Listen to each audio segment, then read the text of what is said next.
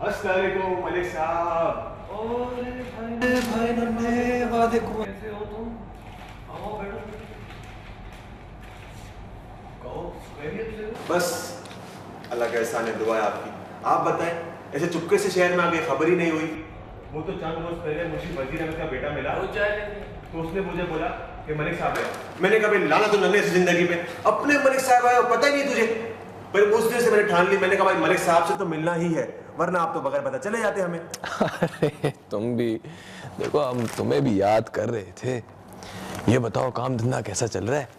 बस अपने को क्या काम कहा जाता है, अल्लाह का एहसान है, किसी का मोहताज नहीं रखा। रूखी सूखी कमा लेते हैं 2 वक्त। क्यों नहीं, अच्छी बात है, बहुत अच्छी बात।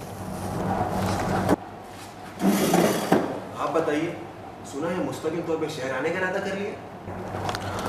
ख्याल तो ऐसा ही है, ये है कि बेटे ने मेडिकल कॉलेज में एडमिशन ले लिया और माशाल्लाह से बेटी का रिश्ता भी हो गया है। तो उनकी माँ ने बोला जी हम क्या गांव में बैठे हुए, शहर आ जाते हैं, तो इसलिए यहाँ पे आए मैं थोड़े दिनों के लिए। 16 आने सही बात की मलिक जी, 16 आने सही बात की है। मैं तो कहता हूँ कि आप शहर आ जाइए, खेती बढ़िया काम चलता रहेगा गांव में। 2-3 माह बाद वहाँ चक्कर लगाया, वहाँ का काम देखते रहे और शहर में रहते रहे। हाँ बस कुछ इसी किस्म के मशवरे आजकल मिल रहे हैं मुझे। बिल्कुल सही मशवरे मिल रहे हैं, बिल्कुल। मैं तो कहता हूँ आप शहर आ जाइए, एकदम फर्स्ट क्लास का मकान मैं दिलाऊंगा आपको। अरे अभी तुम मकान की क्या बातें कर रहे हो, अभी आ तो जाए यहाँ पे, इरादा तो कर ले यहाँ का। अरे मलिक जी, इरादा तो होता ही रहेगा। मैं तो कहता हूँ आप मकान देख लें। अरे हम गुनाहगारों को भी तो खिदमत का मौका दें। ओहो, क्यों नहीं। देखो अभी हम आए थे किसी और काम के लिए, अगली बार आएंगे तुम्हारे इस बात पे सिलसिले में बात कर लेंगे। मैं तो कहता हूँ आप मकान देख लें, एक बहुत ही फर्स्ट क्लास मकान है। इंजीनियर ने बनवाया था 28,000 रुपए का, लेकिन वो क्या कहते हैं अंग्रेजी में, ready to move. Ready to move मकान है। अच्छा। मैं तो कहता हूँ मुझे कोई लाख रुपए भी दे तो मैं मकान ना बेचूं। अरे पत्थर का दिल चाहिए ऐसा मकान बेचने के लिए। मकान क्या, पूरी कोठी है, कोठी। अरे भाई फिर फरोख्त क्यों कर रहे हैं? जी क्या बताऊं मलिक साहब, मौका ही ऐसा है किस्मत के मारों पर।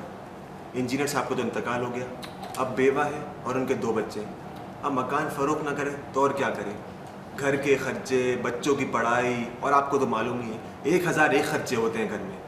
लेकिन औरत ऐसी सुगर सलीके वाली कि हर बार यही बोलती है कि नन्हे अगर मौका लगे तो मेरा घर बिकवा दो, कि छोटे लड़के को दुकान खुलवा दूंगी और घर का खर्चा भी चलता रहेगा।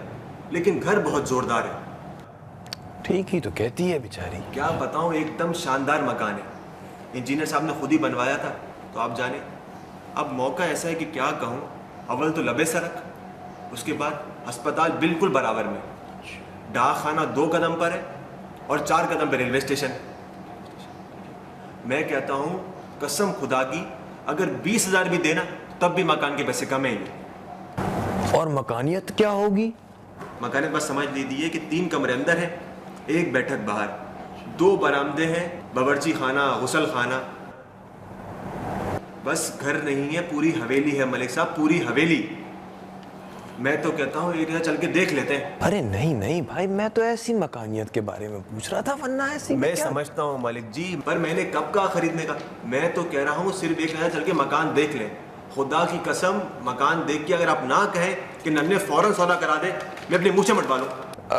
तुम भी अपनी काम ऊंचे मढ़वाना चाहते हो, बहुत बातें करना शुरू हो गए हैं नन्हे मियाँ। अरे अभी हम क्या लेंगे यार, कहाँ पैसा है हमारे पास अभी। मलिक साहब क्या इतना गया गुजरा समझते हैं नन्हे को कि आपसे पहले पैसे लेंगे और फिर काम करवाएंगे? खुदा की कसम, लाखों रुपए का काम अगर आपको क्रेडिट पे ना करा दिया इस शहर में, तो आप बोलिए, इतनी तो इज्जत हमारी भी है। अरे लेकिन अभी मेरा तो कोई इरादा नहीं है ना यार मकान लेने का नन्हे भाई। मैं खरीदने का कब कहता हूँ, मैं तो कहता हूँ सिर्फ चल के एक नज़र देख लीजिए। और वैसे भी मलिक जी सवाब का काम है, किसी बेवा का मकान बिक जाएगा और आपकी तबीयत अलग खुश हो जाएगी मकान देख के। कल शाम को चलते हैं, चहलकदमी भी हो जाएगी हुजूर की और मकान भी देख लेंगे, इसमें हर्जी क्या है? सही ठीक। अरे आप एक नज़र देख लीजिए मकान, उसके बाद अगर इनकार करें तो मैं जानूं। अच्छा तो फिर कल शाम को चलते हैं। खुदा हाफिज। खुदा हाफिज।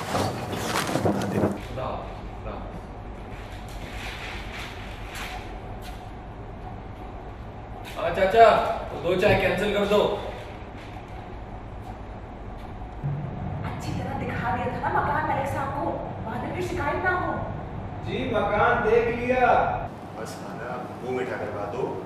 27,000 रुपये तुम्हारा मकान। 27,000 मगर भाई नन्हे मैंने बस बीच में कुछ ना बोलना, बस चुगली होगी। ना भैया ना, मैं 27,500 पे आपके कहने पे राजी हुई थी, वरना 28,000 से। जहां मेरे कहने पे 500 कम किए, वहां थोड़े और सही। अब बयानी की रकम तो वापस ना करने दूंगा मैं, चाहे मेरा कमीशन दो या ना दो।